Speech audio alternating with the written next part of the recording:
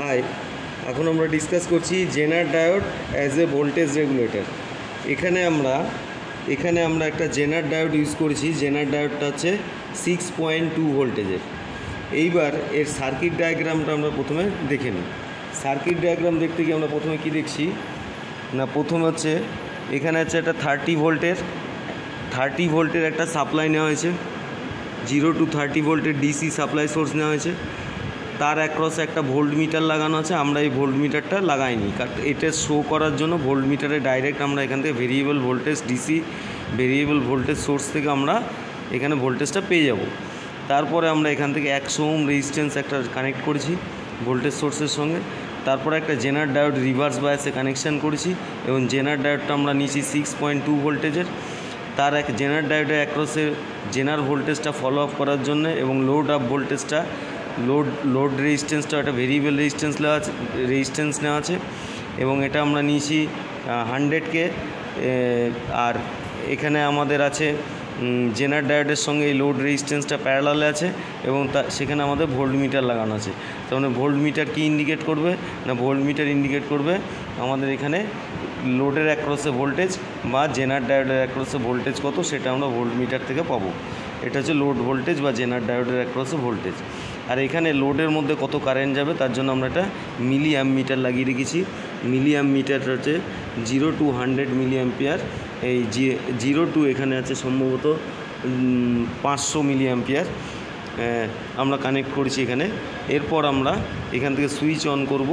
Switch on করলেই দেখব প্রথমে এখানে যখনই লোড সাপ্লাই ভোল্টেজের মান কম থাকবে, অর্থাৎ সাপোজ যদি এটা 6.2 ভোল্টেজের জেনার ডায়োড নেওয়া আছে, এখানে আমাদের যতক্ষণ না 6.2 ভোল্টেজের বেশি ভোল্টেজ আমরা প্রয়োগ করছি তখন এই লোডে এই অ্যাক্রসে এবং এর অ্যাক্রসে ভোল্টেজ ড্রপ হবে। তার মানে এখানে ফিক্সড মানের ভোল্টেজ পাওয়া যাবে না। কিন্তু যখনই আমাদের ভোল্টেজের মান এটা বাড়াবো সাপ্লাই ভোল্টেজ, তখনই একটা সময় লোড ভোল্টেজের মান যখনই 6.2 ভোল্টেজ ক্রস করবে তখনই জেনার ডায়োডটা অন হয়ে যাবে। তখন জেনার ডায়োডের অ্যাক্রসে কারেন্ট যেতে শুরু করবে। তখন যদি আমরা সাপ্লাই ভোল্টেজের মান ভ্যারি করি তখন দেখব যে জেনার ডায়োডে একটা ফিক্সড মানের ভোল্টেজই পাচ্ছি। এবং তখন যদি আমরা এখানে পোটেনশিওমিটার বা ভেরিয়েবল রেজিস্ট্যান্সের মান চেঞ্জ করি তাহলেও দেখব যে ফিক্সড মানের ভোল্টেজ আমরা পাচ্ছি। এবার আমরা প্র্যাকটিক্যালি এটা আমরা দেখি। প্রথমে হচ্ছে এখানে আমাদের সাপ্লাই ভোল্টেজ কত দেওয়া আছে, সাপ্লাই ভোল্টেজ দেওয়া আছে হচ্ছে 11.2 ভোল্টেজ। আর এখান থেকে আমাদের ডিসি সাপ্লাই নেওয়া হয়েছে। ডিসি সাপ্লাই নেওয়া হয়েছে এবং একটা জেনার ডায়োড রাখা আছে এবং জেনার ডায়োডের এখানে একটা ভেরিয়েবল পট রাখা আছে এখানে, এবং এখানে একটা 100 ওহমের রেজিস্ট্যান্স আছে। এটা হচ্ছে জেনার ডায়োড। আমরা এখানে কত ভোল্টেজ আছে না, প্রথমে আমরা এটা ফিক্সড করি হচ্ছে আমরা 0 ভোল্টেজে, সাপোজ 0 ভোল্টেজের। এইবার আমরা ভোল্ট মিটারের অ্যাক্রস অর্থাৎ লোড ভোল্টেজ হচ্ছে 0 আর লোড কারেন্ট হচ্ছে 0, মিলি অ্যাম্প মিটার রেটিং হচ্ছে 0। এই অবস্থায় আমরা ভোল্টেজের মান ভ্যারি করছি। ভোল্টেজের মান ভ্যারি করাতে ভোল্টেজের মান বাড়ছে। ভোল্ট মিটারের রিডিং কত না 1 ভোল্ট। তার মানে লোডের অ্যাক্রসে ভোল্টেজ হচ্ছে 1 ভোল্টেজ। তার মানে জেনার ডায়োড কিন্তু এখনও অন হওয়ার মতো ভোল্টেজ পাইনি। এরপর আমরা সাপ্লাই ভোল্টেজ আরও বাড়াচ্ছি 1.6, 1.82। তখন আমাদের এখানে লোড ভোল্টেজ 2 ভোল্ট এবং কারেন্টের মান হচ্ছে লোড কারেন্টের মান হচ্ছে 0.2 মিলি অ্যাম্পিয়ার। এইবার আমরা সাপ্লাই ভোল্টেজের মান আরও বাড়াতে আমরা এখন সাপ্লাই ভোল্টেজের মান 4.2। তখন লোডের অ্যাক্রসে ভোল্টেজ হচ্ছে 4 ভোল্টেজ এবং লোডের মধ্যে প্রবাহিত কারেন্টের মান 0.4 মিলি অ্যাম্পিয়ার। এরপর আমরা তার মানে এখনও জেনার ডায়োড কিন্তু অন হয়নি যেহেতু লোড ভোল্টেজ ভ্যারি করছে। এরপর আমরা সাপ্লাই ভোল্টেজ 4.8, 4.9, 5.2। তখন ভোল্ট মিটারে অর্থাৎ লোড ভোল্টেজ হচ্ছে 5 ভোল্ট এবং জেনার ডায়োডে 6.2 ভোল্টেজের অ্যাক্রসে ভোল্টেজ পাচ্ছে 5 ভোল্ট। এবং লোড কারেন্ট হচ্ছে 0.4 মিলি অ্যাম্পিয়ার।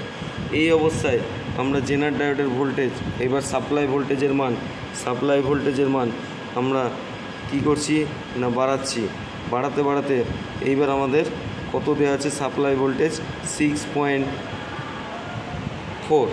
তখন এবার দেখছি লোডের অ্যাক্রসে ভোল্টেজ হচ্ছে কত না 6 ভোল্টেজ। তার মানে লোড ভোল্টেজ এবং জেনার ডায়োডের অ্যাক্রসে ভোল্টেজ 6 ভোল্টেজের উপর চলে গেছে।